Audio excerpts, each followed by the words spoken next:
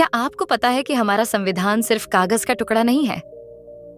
ये वह ढाल है जो हर कमजोर और हर दलित की आवाज को कानूनी ताकत देता है। और आज मैं, कविता भील, आपको बताने जा रही हूं कि कैसे ये अधिकार हमें बदल सकते हैं और कैसे इसे लड़ा और बनाया गया बाबा साहेब अम्बेडकर ने। मैं आज जो आपको सुनाऊंगी उसे याद रखें। वीडियो को लाइक, शेयर और चैनल को सब्सक्राइब जरूर करें। जब मैं पहली बार संविधान पढ़ी, मैं हक्का बक्का रह गई।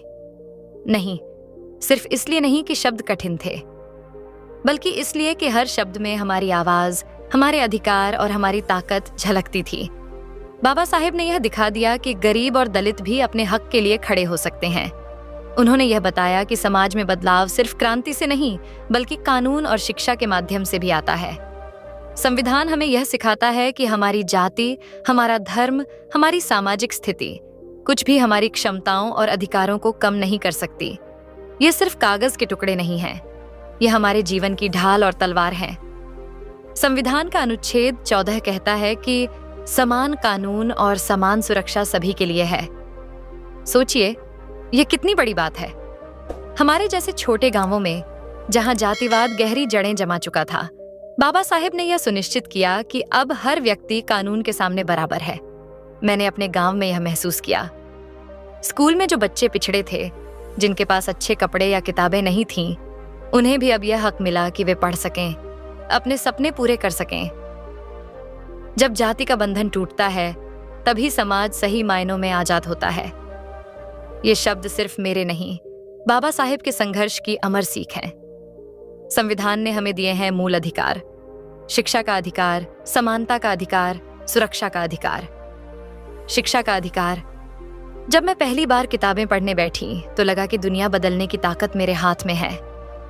असमानता और भेदभाव से सुरक्षा। अगर कोई मुझे या मेरे समुदाय को नीचा दिखाए, तो अब मेरे पास कानूनी लड़ाई का अधिकार है। धार्मिक और सांस्कृतिक स्वतंत्रता। हम अपनी आस्था और परंपराओं का सम्मान कर सकते हैं। संविधान हमें बताता है कि हर कमजोर इंसान में भी बदलाव की क्षमता होती है। हमें बस उसे पहचानने और इस्तेमाल करने की जरूरत है। मैं, कविता भील, जानती हूं कि हमारे समाज में लड़कियों और दलितों के लिए संघर्ष आसान नहीं है, पर संविधान हमें यह सिखाता है कि कोई भी शक्ति हमें हमारे हक से वंचित नहीं कर सकती। जब मैंने थाने में उस पुलिस अधिकारी के सामने खड़ा होकर अपने हक की बात कही, तो मुझे संविधान ने ताकत दी। जब मैंने IPS बनने के लिए तैयारी शुरू की, तो मुझे संविधान की छाया मिली। हर बार, हर कदम पर यह याद दिलाता रहा, तुम कमजोर नहीं हो, तुम्हारे अधिकार तुम्हारे साथ हैं। संविधान सिर्फ कानून नहीं, ये एक शिक्षा का हथियार भी है। मैं हर बच्ची, हर लड़के से यही कहती हूँ, संविधान पढ़ो, समझो और अपने जीवन में लागू करो। जब तुम अपने अधिकार जानोगे, तो न केवल तुम खुद बदलोगे, बल्कि पूरा समाज बदल जाएगा। जो सीखता है वही बदल सकता है दुनिया, और यह दुनिया तब बदलती है जब हम अपने हक के लिए खड़े होते हैं। हमारे समाज में बहुत लोग कहते हैं, तुम कुछ नहीं कर सकते, ये तुम्हारा हक नहीं है। मैं आपको कहती हूँ, ये झूठ है। संविधान ने तुम्हें दिया है यह हक। इसे जानो, इसे अपनाओ और इसके लिए लड़ो। हमारे अधिकार सिर्फ हमें सुरक्षित नहीं रखते, बल्कि हमें सशक्त भी बनाते हैं। जब हम अपने हक के लिए खड़े होते हैं, तो कोई भी शक्ति हमें रोक नहीं सकती। आज मैं, कविता भील, पूरे देश से यह कहना चाहती हूँ, संविधान को जानो, अधिकारों को समझो और उनका इस्तेमाल करो, क्योंकि एक इंसान की जागरूकता पूरे समाज को बदल सकती है। हमारे बाबा साहेब ने अपने जीवन में यह दिखा दिया कि शिक्षा और अधिकारों की ताकत किसी भी हिंसा, जातिवाद या अन्याय से बड़ी है।